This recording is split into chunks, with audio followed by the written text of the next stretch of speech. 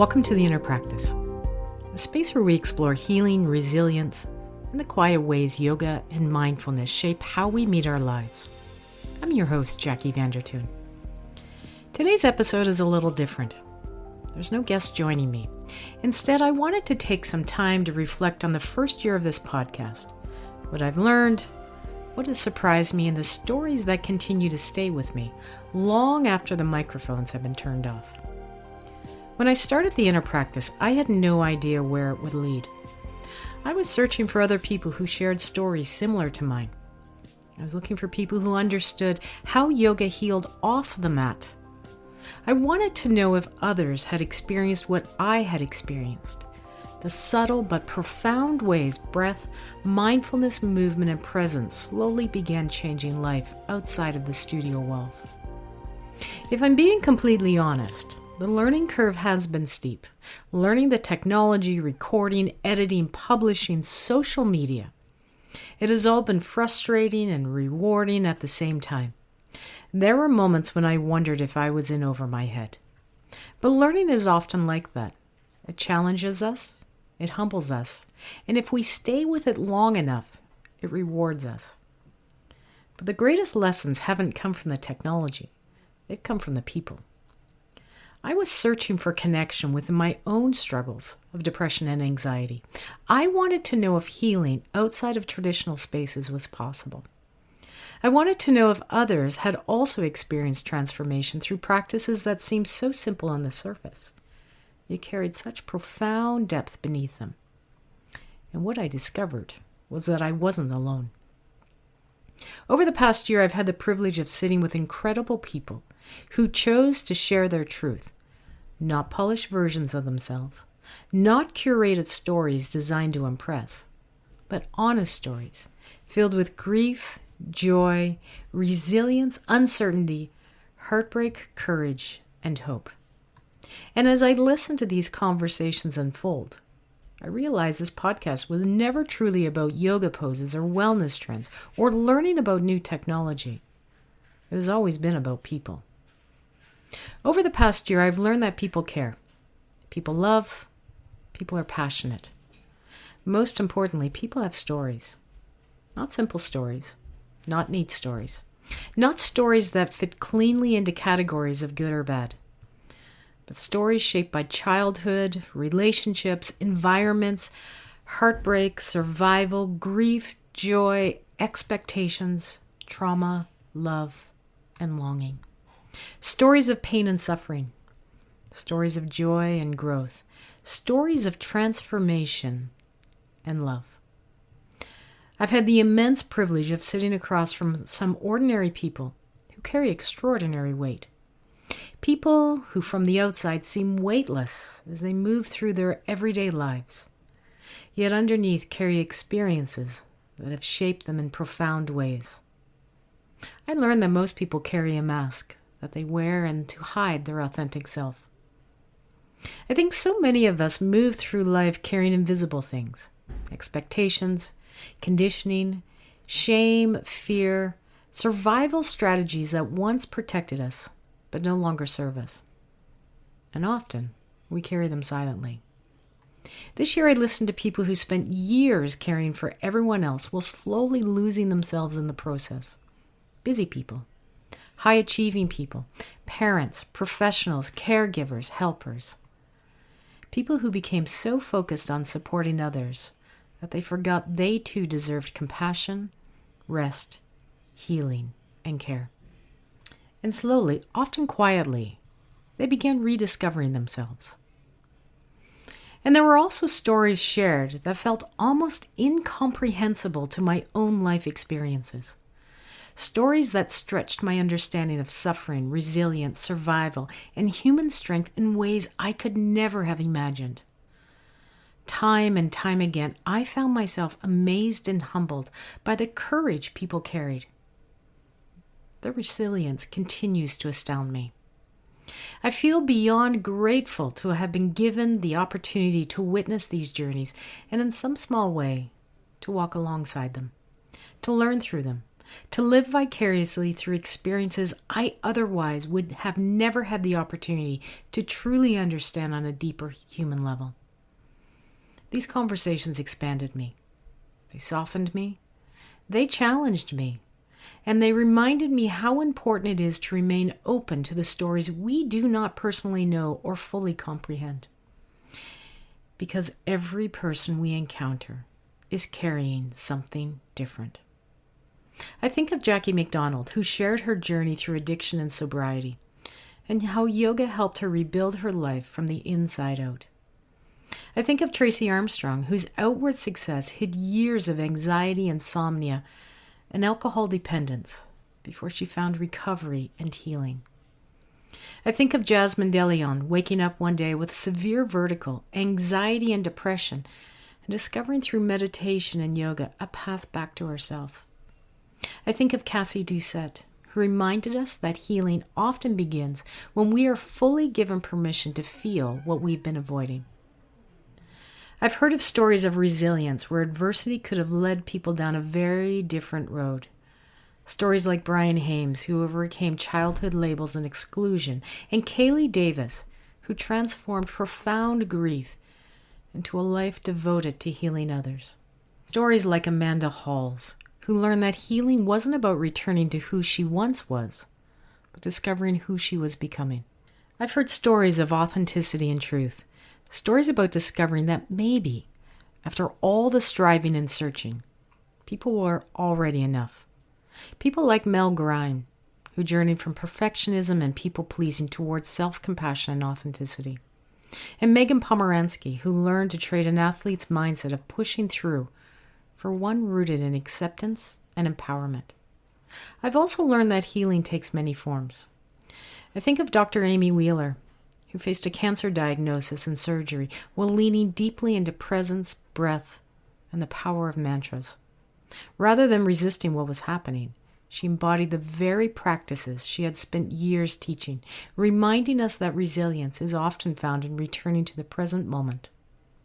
I think of Stacey DuPointe, whose journey through a deeply religious upbringing eventually led her to explore yoga, mindfulness, and life's biggest questions. Her story reminded me that beneath our different beliefs, traditions, and philosophies exist a shared human longing for connection, meaning, and love. She showed that understanding doesn't always come from having the answers, but remaining open to the mystery. I think of Shelley Wishart, whose entrepreneurial journey included building and selling a successful business while continually returning to meditation as an anchor. Through her story, I learned that manifestation isn't simply wishful thinking. It's about cultivating clarity, trust, and calm enough to recognize opportunities when they arise. Her experience demonstrated how mindfulness can support us not only in healing, but also in creating. I think of Brittany Norman, whose path from competitive athletics into yoga and fascial stretch therapy transformed her relationship with movement and her body. Through curiosity and compassion, she learned to honor her body's wisdom rather than constantly pushing beyond its limits. Her story reminded me that strength isn't always found in doing more. Sometimes it's found in listening more deeply. I think of Micaela Jimenez, who introduced us to the idea of radical rest as an act of resistance. During a time of burnout and grief, yoga became a practice of reconnection to herself, her community, and collective care. Her story expanded my understanding of healing beyond the individual and into the collective. I think of Dr. Jill Bailey, who has spent her career sitting alongside people in some of the most vulnerable moments in our lives. Her work reminded me that healing is rarely about fixing people. It's about seeing them fully, listening deeply, and creating space for humanity. And I think of Jen Lindgren, whose work with Prison Yoga Project invited us to look beyond stereotypes and see the humanity within prison walls. Her story challenged me to think differently about trauma, rehabilitation, forgiveness, and the possibility of healing in unexpected places.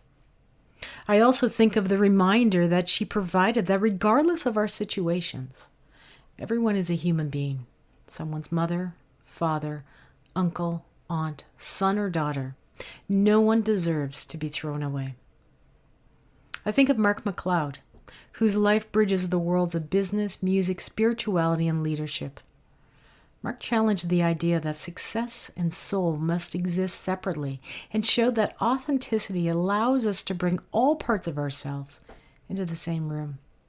I thank Mark for reminding me that when I struggle with a problem, sometimes simply walking away to give your mind and body rest will allow the answer to come through. We've embraced words on this podcast, like being weird, wearing a mask, and perhaps my personal favorite. Today, I hope that I'm not an asshole. We've laughed together, we've cried together, we've explored what it means to be human. I've heard stories of grace and forgiveness, not only for others, but for oneself. I've heard stories of people who spent years believing they could do everything on their own, only to discover that reaching up for a helping hand is often the bravest thing we can do. I've heard stories of people who experienced hate, stigma, and exclusion, stories from individuals who never expected they would still be here today. Stories of grief, stories of trauma, stories of emotional and physical wounds. And somehow, through all these experiences, I've also heard stories of hope. But what surprised me most is how these stories stay with me. Sometimes I'll be driving to work, walking my dogs, teaching a yoga class, or simply moving through an ordinary day. And suddenly I'll remember a conversation from the podcast, a sentence, a lesson, a small nugget of wisdom. Advice like believing in an outcome before you can see it. Advice about letting go and walking away when forcing a solution isn't working. Advice about trusting that sometimes clarity arrives when we stop pushing so hard. Again and again, regardless of their background or life experience, guests return to similar themes: self-compassion, presence, acceptance, connection, and the courage to be authentically themselves.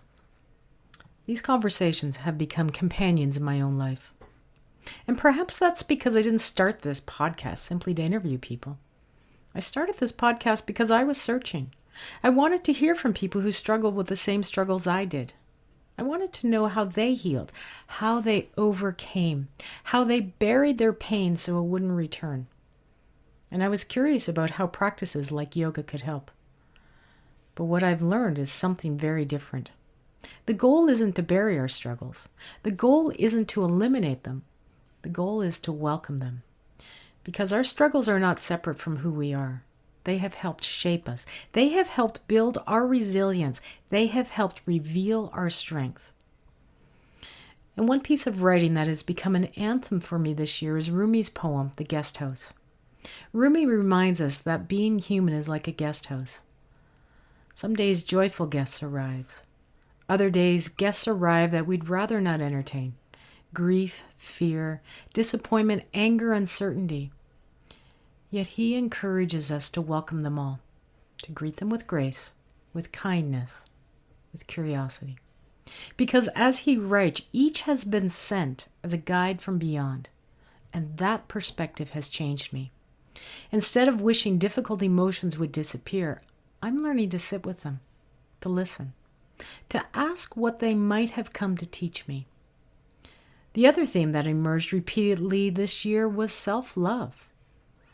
Our collective conversations with Kaylee, Jasmine, Megan, Amanda, and Stacy explored self-love not as a destination, but as a practice, a relationship, a daily choice. I learned that loving myself means loving all of myself, the parts I celebrate and the parts I struggle with, the confident parts and the insecure parts, the healed parts and the wounded parts, the parts that get it right and the parts that stumble. Again and again, guests reminded me that the way we treat ourselves becomes the blueprint for how others treat us. That acceptance changes not only how we feel, but how we move through the world and how we allow others to meet us. And when I think about the common themes that emerged throughout this year, one message appeared over and over, and it wasn't about poses in yoga. I watched their practices on the mat become less about performance and more about presence. Less about appearance and more about awareness. Less about flexibility and more about honesty. And people spoke about returning to their breath, to pause and be present. Perhaps it's because many of my guests have a background in yoga and mindfulness. Or perhaps it's because this truth is universal. Pause, breathe, and be present. I learned that pausing simply allows us to stop between the stimulus and the response, how we react to that which may trigger us. Presence allows us to live here and now, to enjoy the world around us, the gift we've been given. And breath is simply the anchor to all of this. Breath simply allows us to redirect our energies when we are spiraling out of control. I also came to understand that yoga is not a one-size-fits-all solution. Just like any healing modality, it meets each person differently depending on where they are in their life and what they are carrying. And perhaps that is why we call it a practice, because healing is ongoing. As so many guests shared, the changes were often subtle, quiet, gradual, not dramatic transformations that happened overnight, but small shifts that accumulated over time. Not because we are broken, not because we need fixing, not because life continues to ask things of us. Yoga is not a simple fix. It's not a cure-all. It does not ease suffering. What it offers are tools. Tools to breathe through discomfort, tools to become aware of our patterns, tools to reconnect with our body, tools to regulate our nervous system. Tools that allow us to soften, listen, and return, and sit honestly with ourselves. But ultimately, the work begins with ourselves. I think many of us spend our lives running, living in the future, replaying the past, creating conditions for our happiness. Telling ourselves things like, I will be okay when something happens. I'll heal when something happens. I'll be happy when. But what I heard repeatedly from guests was something much simpler. Healing wasn't found in the next achievement. It wasn't found in the perfect circumstance. It was found in acceptance. Acceptance of who they are. Acceptance of where they are. And acceptance of the life that is unfolding right now. And I returned to a word that I heard in my mind often, and that was grace. Grace for ourselves, grace for our mistakes, grace for our imperfections, grace for our humanity. And perhaps that's what the inner practice has taught me most this year. Not how to become different, but how to become fully myself, to love all of myself, to welcome every guest that arrives, to pause, to breathe, to listen, and to trust that even the difficult chapters have something to teach us. As I reflect on this first year, I feel an overwhelming sense of gratitude. To every guest who trusted me with their story, to every listener who has spent time with these conversations, and to everyone who continues to do their own inner practice, however that may look. Because at the end of the day, that's what this podcast has always been about. Not perfection, not fixing ourselves, but creating space to be human, to pause, to breathe, to listen. And to remember we are all carrying something, we are all healing something, and we're all learning together. Thank you for being part of this journey. Here's to another year of stories, curiosity, connection, and practice. Until next time, take care of yourselves and keep practicing. This is the inner practice.